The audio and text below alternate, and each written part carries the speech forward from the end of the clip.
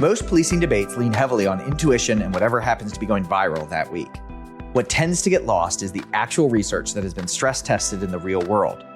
In this episode, I'm joined by Jerry Ratcliffe, a former police officer turned criminologist, to dig into how evidence-based policing took shape and why it still struggles to break through. Jerry talks about foundational work he's contributed to and how those findings upended long-held assumptions about patrol and crime prevention.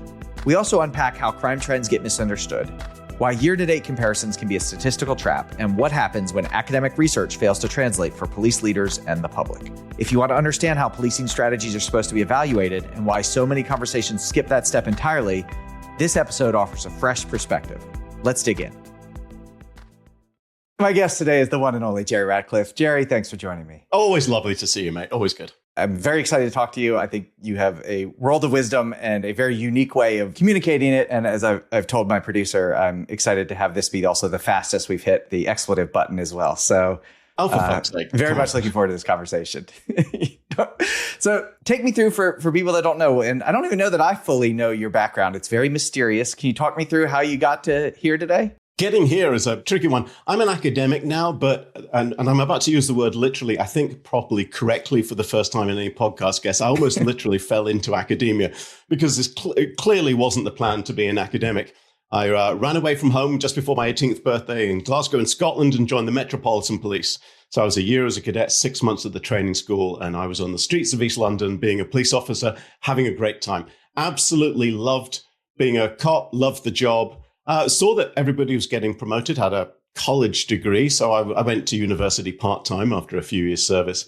I used to still enjoy traveling and the outdoor life, and I was ice climbing with a friend of mine in the Cairngorms in the Scottish Highlands, and I slipped and fell and slid off an edge and down a gully. And it came out at the bottom, and about 500 plus feet later, feet first into a big pile of boulders. And at that nanosecond, after 11 years service, that was the end of my policing career right there. I went feet first into the boulders, snapped my left femur in half. I was a mess. It took me a year to walk again. Fortunately, the university kind of said, well, we're kind of interested in crime. If you want to try and forge a different career, you can stay here. And policing obviously wasn't going to be for me with metal pins holding most of me together. So I became an academic and happened to join the field. I was actually, my PhD is from a geography department. And I started doing spatial analysis of crime at a really exciting time in the field. This was the early 1990s. And it was a great time because there were all sorts of different techniques. We didn't really have great data at the time. And so anything you did was interesting because there was really no long history of spatial analysis or crime analysis in the geography of crime. So it was a very fortuitous time to have happened. I joined the geography department because I like traveling, and I ended up doing spatial analysis of crime. It's a funny old world. So I've been an academic now for the last 20-something years. I got my PhD, worked in Australia for a few years, worked for the federal government, taught criminal intelligence there. But the problem is I like studying high-volume crime, and where better to be than the good old United States, where there's just a ton of crime and a ton of problems. Lots to study. And America has been a fantastic home for the last 20-something years. I love that story because it climaxes at the start in terms of the excitement of ice climbing in the Scottish Highlands and gets more and more academic as we go along. So yeah, now I publish academic journal articles. I know sensation seekers' dreams can come true. Which is also very exciting. What is the reducing crime universe? Talk me through that. In my previous university, I'm going up through the academic system and I'm getting promoted. And I'm an associate professor. And for those not versed in the academic world, the next rank is full professor. And so I cast around my colleagues and said, what do I need to do to make full professor? And they said, well, you need a sort of what we call in academia a monograph, a sole-authored, deeply intellectual, thoughtful, theoretical book. And I went, oh, shit, I don't really know anything about that. But I know a little bit about intelligence-led policing. So maybe, and I've been teaching that in Australia and working on that, moving to Philadelphia with the Philadelphia Police Department. So I thought maybe I could write something about that. So I wrote a book some years ago called Intelligence-Led Police, and it was successful. It got me promoted to full professor. But it was as they requested. It was very intellectual. It had theoretical models and abstract concepts. I thought that was the last of it. Sensible people probably won't read the book and I can get promoted and become a full professor. I'm on a ride along. I like to do a lot of field work with police departments, and I'm in West Philadelphia at a homicide scene, and I'm chatting to an inspector, a friend of mine at this homicide scene. And out of nowhere, it's about midnight one night, a sergeant walks up to me and says, are you Ratcliffe? And I made a mistake. I should have been wiser. I've got 11 years police service, and I should have known that the right answer was, nope, haven't seen him anywhere. But, I'm a bit rusty. So I said, yep. And he just leaned in and looked at me. And with clear venom in his voice, without a hint of sarcasm, just leaned in and said, I had to read your fucking book. And I thought, that midnight in West Philadelphia is when I learned the Philadelphia Police Department very kindly, but without asking me, had put my book on the promotion exam. It really wasn't for that. So when I became promoted to full professor, I thought, well, I've got no career aspirations in terms of rank. So from this point onwards, what do I want to do? I've still got a mortgage, and how can I help give back to the field? So I continue to do research and evaluations. I think evaluation is hugely important. The development of evidence-based policing has been a huge bonus and a boon to policing over the last 10, 20 years. But a lot of it is also translating that for police researchers. It's really difficult to encourage police officers to read academic journal articles, and I don't blame them, and academic books, because that was my experience. So I've tried to write and sort of bridge that gap between helping people in the police community and practitioners better understand the academic literature and sort of siphon out all the nonsense in the equations and say, look, here are the key parts that you really need to learn.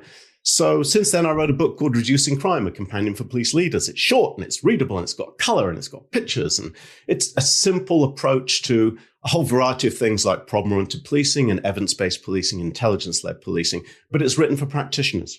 And it's not written for academics, and it's supposed to be an accessible book that somebody could use for a promotion test. And it's now on the promotion tests for quite a few dozen police departments, quite a few.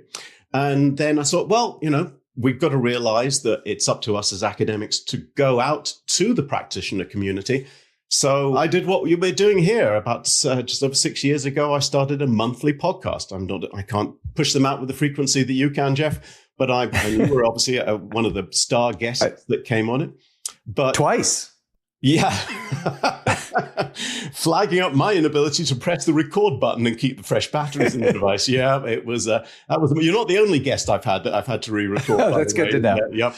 And that's why I have to edit, because most of it's just spending a lot of effort to take my idiocy out of it and, make myself try and look a bit smarter than I actually am.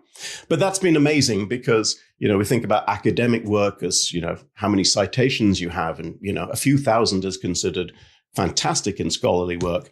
But my podcast, as I'm sure yours will be a success, has been downloaded over, I'm at less than 100 episodes, been downloaded over 300,000 times. So it's clearly reaching some kind of a group that wouldn't otherwise, I think, engage with the academic world. So it's been great fun. That's awesome. And what are you doing academically now? You have a master's program, is that right? Yes, so I've moved in the last few months to the University of Pennsylvania, where I'm running the new Masters in Applied Criminology and Police Leadership. And this is very exciting because it is the first master's degree, or it's the first of any degree, dedicated policing degree at an Ivy League university. There are some places that have done some certificates in public safety, that kind of stuff. But this is the first time an Ivy League has really stepped up and said, we are going to concentrate on police leaders, emerging police leaders. It's for people who can make it. It's a hybrid. It's online, and it's also in Philadelphia. Once a month, it's a weekend in Philadelphia. The course is dedicated to police personnel, so sworn and civilian, especially if they're in some kind of intelligence or a crime reduction role. They have to have some kind of a rank in leadership. Generally, we're looking for lieutenants and above on the sworn side, at least 5 years service, and just a desire to really engage with what leadership is. But you can do a whole range of leadership type studies. There are police leadership academies. We are heavily focused on incremental and implementing change in policing, making things better, reforming the policing system so it's better for the public and better for police, all within a framework that surrounds that of implementing change around evidence-based policing. I've brought this change in. Does it work? And does it? Well, some of it does and some of it doesn't. And that's the cool part, right? This is why evidence-based policing is so entertaining. If you come into it, I think a lot of people come, I know what works and what doesn't. And then, well, actually, let's see if that's true. And this is why this field continues to be engaging, continues to be really interesting, because you can take some things that just on common sense grounds kind of feel like, yes, they should work. And then we come along and evaluate them.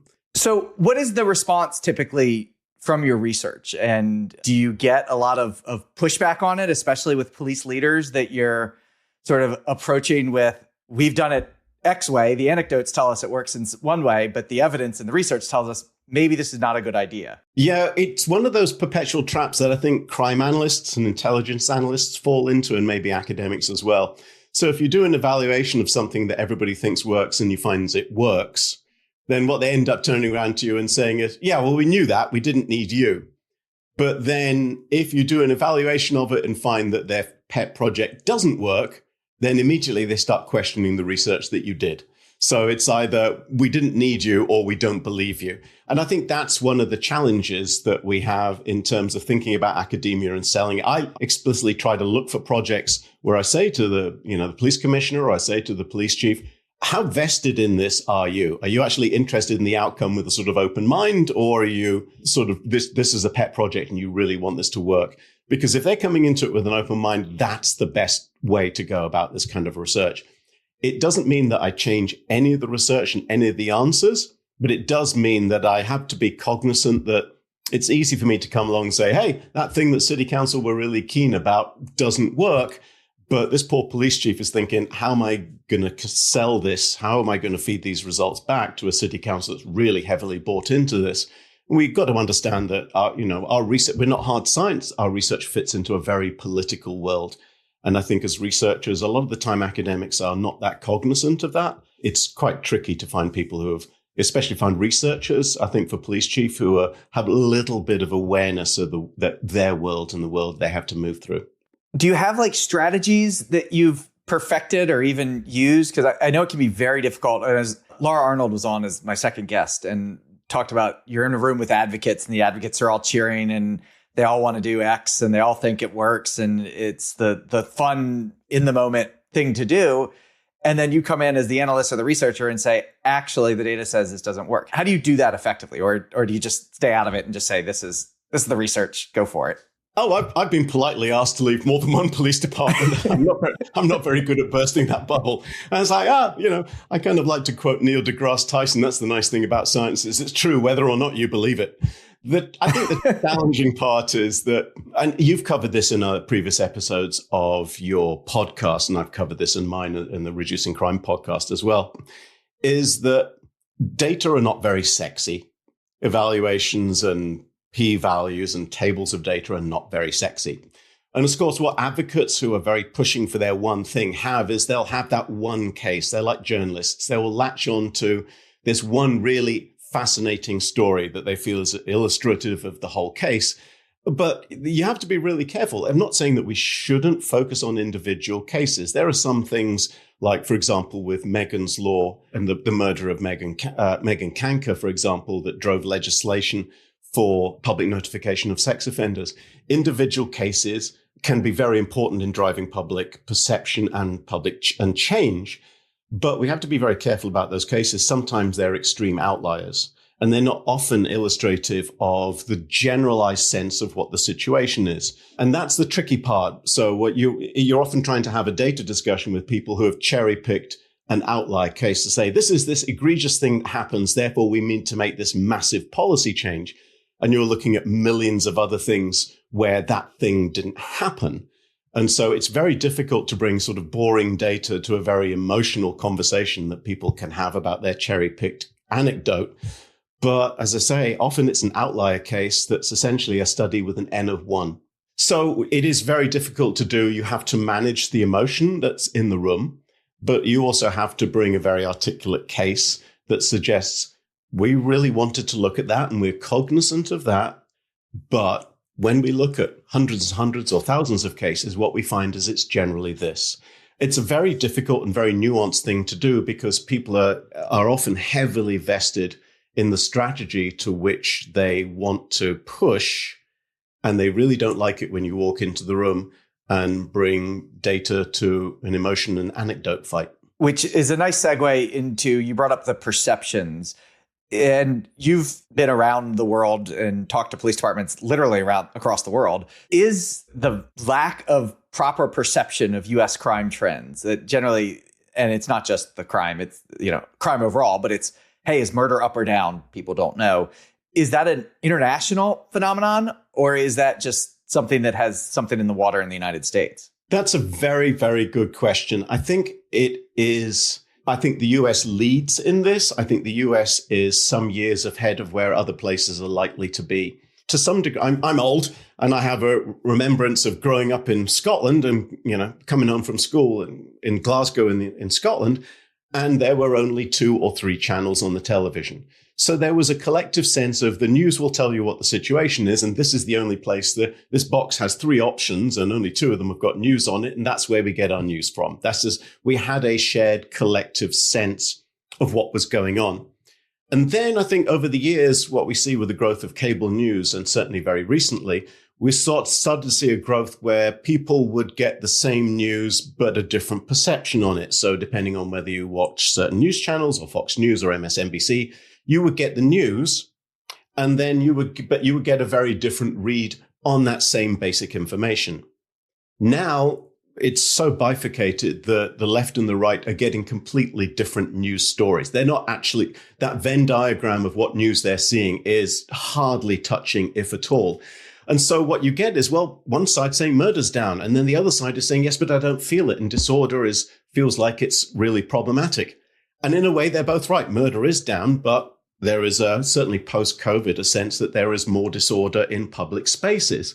And so I think what we're seeing is very much we're cherry-picking the information that we want to give to our side. The other side is cherry-picking the information that they want to give to their side. And it is making conversation incredibly difficult. One of the things that I really respect about how you've approached this, and I don't know if this is the reason you've done it, but you've dove into short form video, and on your Instagram, on LinkedIn, you really say, I'm not going to just write things, I'm going to talk about them. Is that why? Just because the viewers are not on Twitter, they're not reading things, or is that just another way to get the kind of the general word of your research out? Oh man, what a world we live in, don't we? I mean, it feels like everybody has the attention span of a 6-month-old Labrador with ADHD.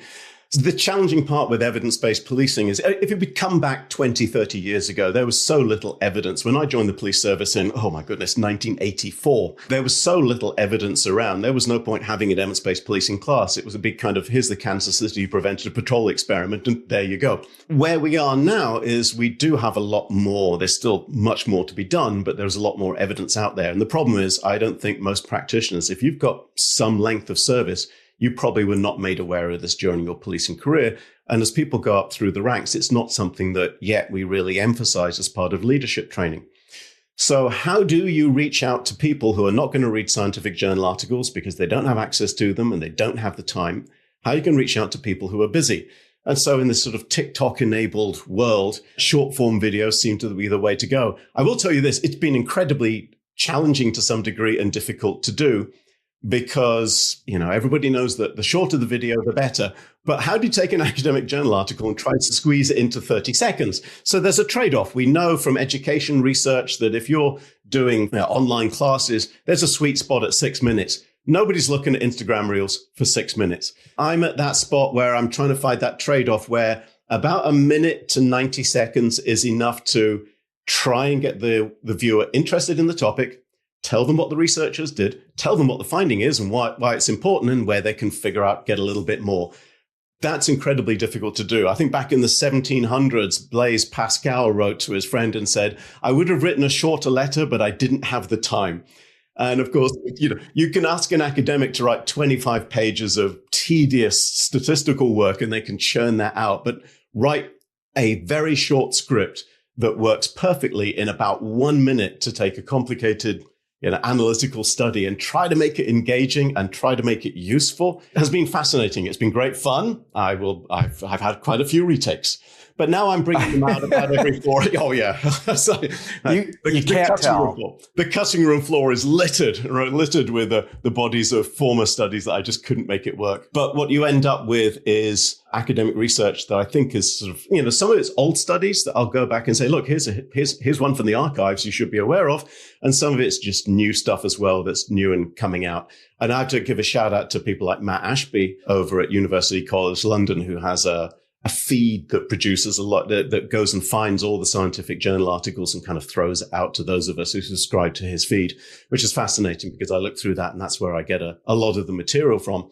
But then the challenge is, okay, how do I take this study that's often written by an academic who's almost feels like half the time are deliberately trying to write as obtusely and difficultly as they can. It's like a competition to have the biggest, most complicated words going, which seems to be how we're training academia these days. I don't know.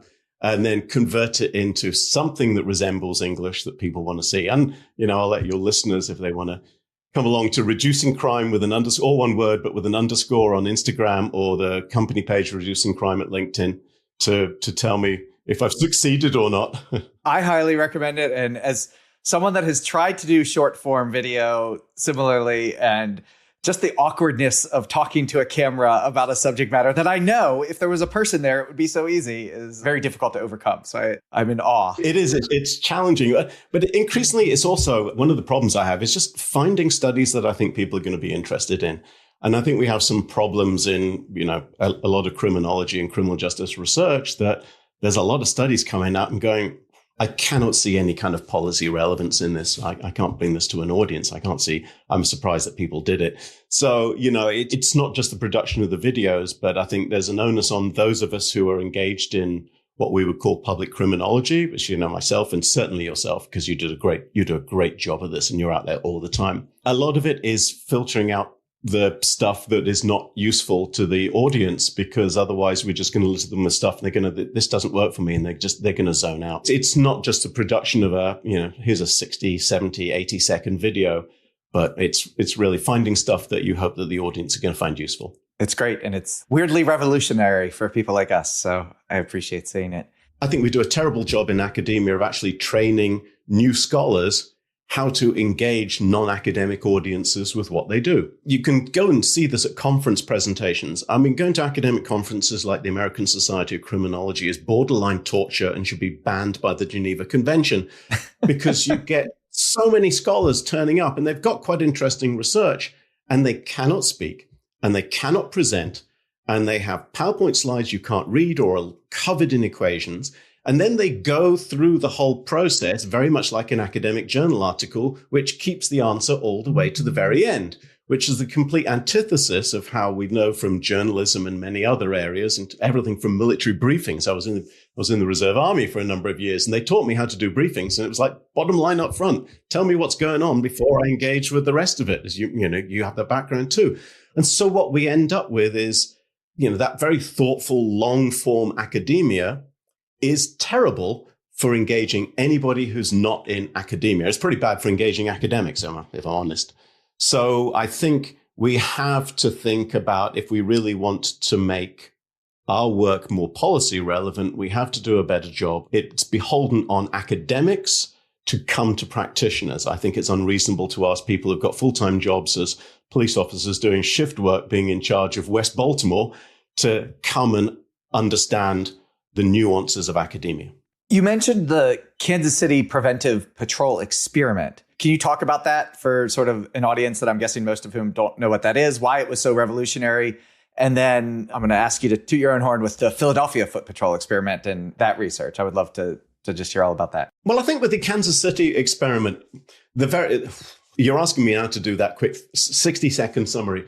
The experiment took different police beats in Kansas City and changed the level of police patrol. So some got one car, which was normal. Those were the control beats, and that was business as usual. Some beats got a couple of police cars, so they got additional patrolling. And some of the beats got no police cars at all. And the only way that you would see police turning up in that area is if there was a specific call for the police to attend.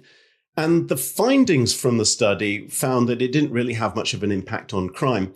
Now, of course, people who are and there's a large community in the we hate everything policing camp will latch onto that and kind of say, well, policing doesn't matter. Well, that's not the case. The real finding was that just random patrol in an area doesn't really matter. And from that we learned a lot about hotspots policing. And we started as a field, and a combination of academics and researchers and police, very progressive police officers willing to test and try things and have a little bit of doubt and try new ways of doing policing, started to figure out that actually, if we focus on the areas of serious crime hotspots, we can actually have a significant and meaningful effect in improving public safety. Fast forward 30, 40 years or something like that, and the venerated police commissioner, Chuck Ramsey, comes in Philadelphia and builds a really fantastic leadership team in the Philadelphia Police Department and decides to test foot patrol. Now, going back 30 years, foot patrol had always been thought of as something that was warm and fuzzy for community policing, but didn't have any effect on crime, because a researcher called George Kelling found that in Newark, New Jersey, back in the 1980s. But again, times change, things change. We have much better ways of mapping crime and can be much more specific about mapping crime right down to individual street corners. So we ran a massive experiment selecting 120 high crime beats, very small areas, hand-drawn beats in Philadelphia, randomly selected 60 of those to get foot patrols for 16 hours a day, 5 days a week. And at the end of the summer, after 3 months, what we found is that the areas that had foot patrol, if they'd started with enough crime to begin with, they had a 23% reduction in violent crime. And so we took something that had been one of those policing truisms that foot patrol doesn't have any impact on crime, but the public kind of like it, and actually said, nope, a new study, a different way of looking at it, more focused on crime hotspots, actually made a big change in how people think about foot patrol. And it continues to this day. I think it has, and this was really all on the work of the Philadelphia Police Department. I was the lead academic. We ended up writing up the journal article. But I think what was really important for policing was it changed the mindset of how people feel about foot patrol. And I think that's one of the great things that's fascinating about this field, is that if you do good studies that actually have some meaningful finding, people in policing are willing to listen, they want to learn, they want to do what's right for the community, for public safety, and they're prepared to make changes, which I think is great. And now you see, in many, many countries that in dense urban areas, there's much more of an embracing of foot patrol as something that's really valuable in terms of keeping the public safe.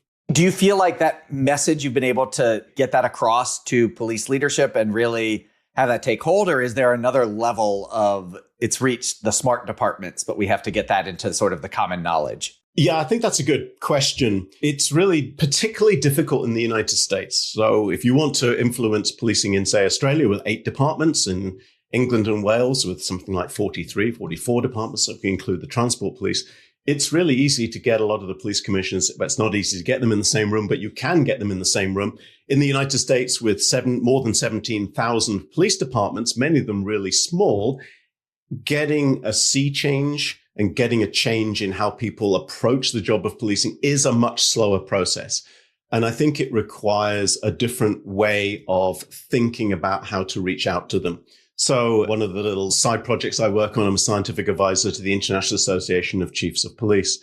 And in the most recent editions, moving forward in Police Chief magazine, there are now 2-page evidence to action reports coming out, which just highlight specific studies, what the study did, why it's important, what the policy implications are in 2 pages. And it's generally in the middle of the magazine, the Police Chief magazine, you can pull it out. And they're also available online. So these are the kinds of things that are getting the research message out to the audience. There's also the American Society of Evidence-Based Policing. Across the world, there are societies of evidence-based policing cropping up in a number of countries. And these are fantastic because they're led by police for police. But they are also attracting research-minded policing scholars who have got skill sets in evidence-based policing and evaluation, working together with the practitioner community. And increasingly, there are practitioners, what we call pracademics, police officers who also got some kind of academic skills training, who are able to do evidence-based policing on their own. And so there are some real pioneers out there.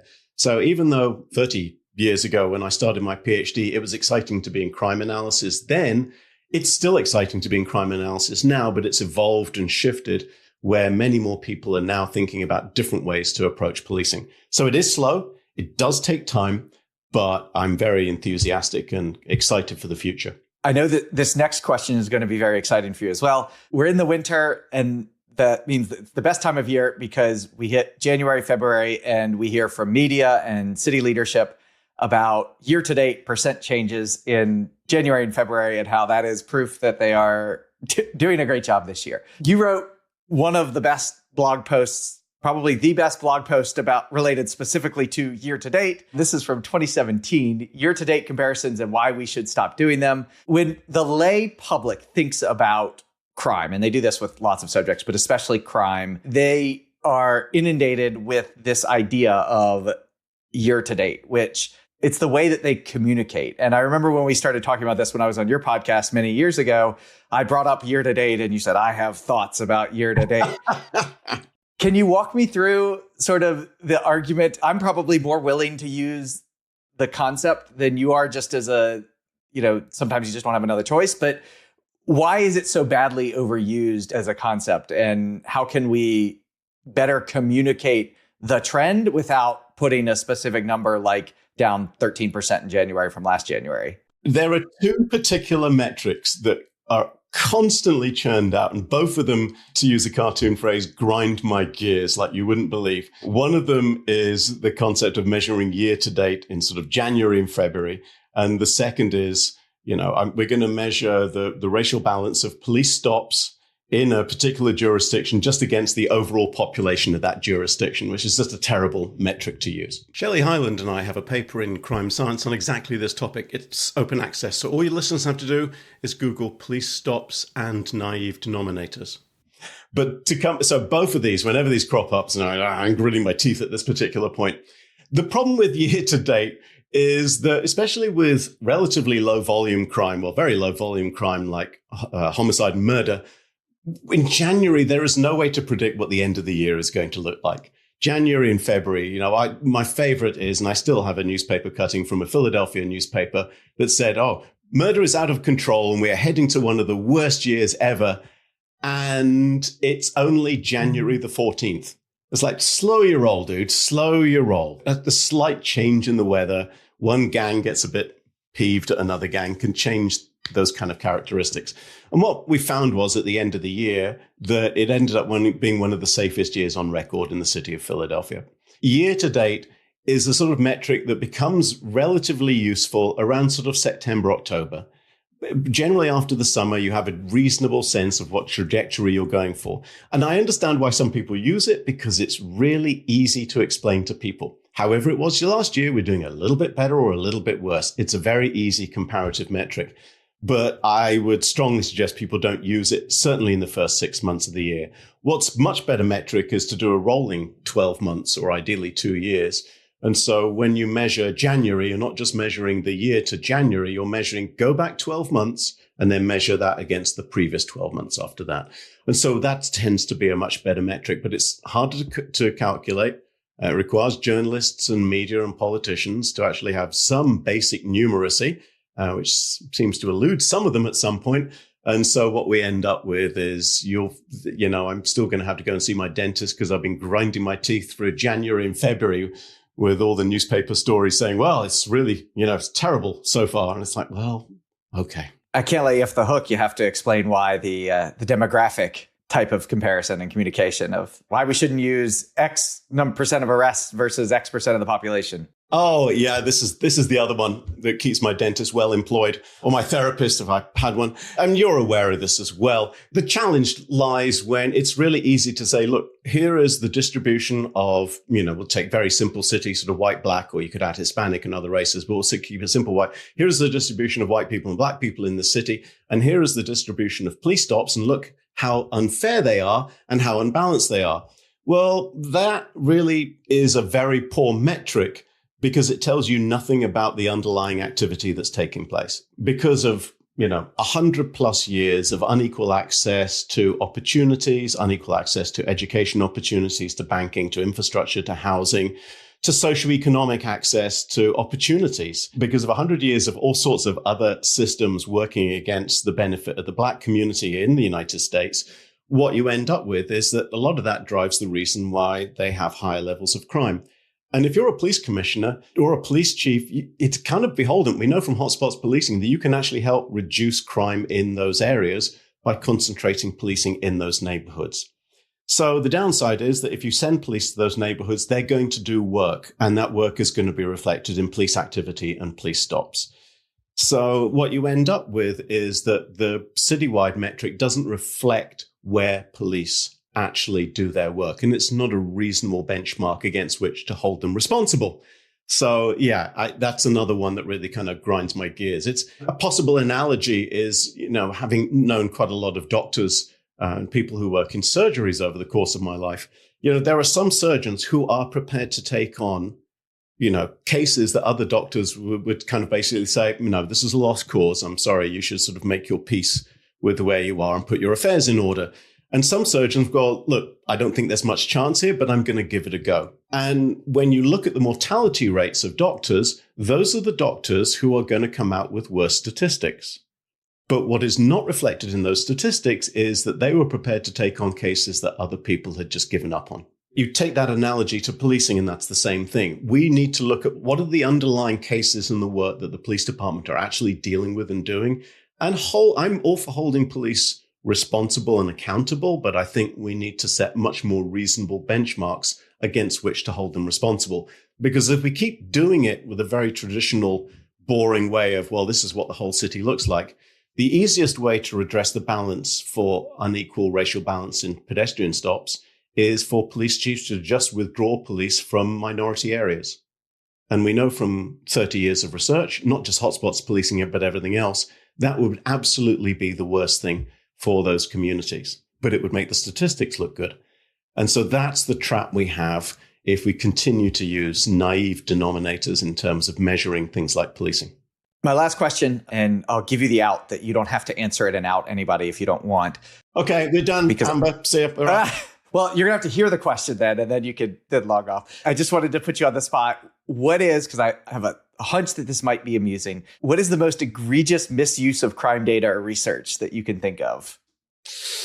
I just have a feeling there's something that's been like sitting there as like, this was the silliest thing I've ever heard. To be honest, I think I covered one of them. The idea that, crime is running rife in Philadelphia on the basis of what happened over the last 2 weeks is pretty bad. But what does concern me about the piece I was just talking about, this use of sort of naive statistics, naive denominators, what worries me is I call them naive denominators for people who shouldn't know better.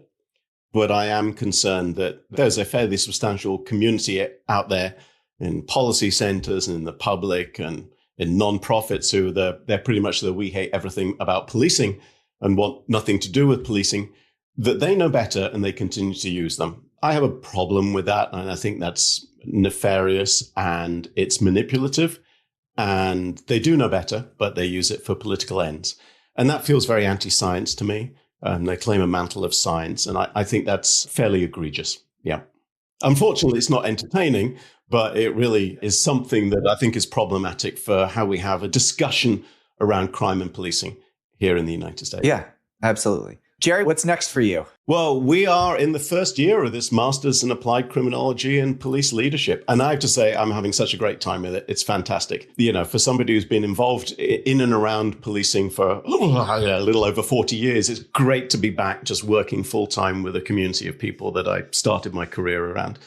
And we're doing some fascinating stuff. Capstone courses now being discussed, which are really looking at fascinating ways to think about improving policing, improving public safety. It's really just great to get sort of 20 police leaders in the room and spend one weekend a month and just really kind of thrashing through everything that we want to fix. I think people think that policing is a very staid occupation, that people are reluctant to change. But this isn't the case. And I've got 20 people in a room who really want to sort of drive and improve and change something that they love and they know is important to the public. You would have to ask the students how they feel about it, but I'm having a blast. It's great. We'll be recording them on the next guest of the podcast. Jerry, thank you so much. Reducing Crime, the book, the podcast, the Instagram, the LinkedIn, TikTok maybe, I don't know, but find Jerry there. Thank you so much for joining me. Yeah, if I end up twerking dancing at that point, just write me off. But it's been great fun, Jeff. Lovely to see you. Thank you. Thanks for listening to the Jeff-alytics podcast. Be sure to subscribe, and to learn more, head on over to ahdatalytics.com for more information and previous episodes. If you like what you heard, please leave a glowing review, which will help others to discover the show. Until next time, I'm Jeff Asher.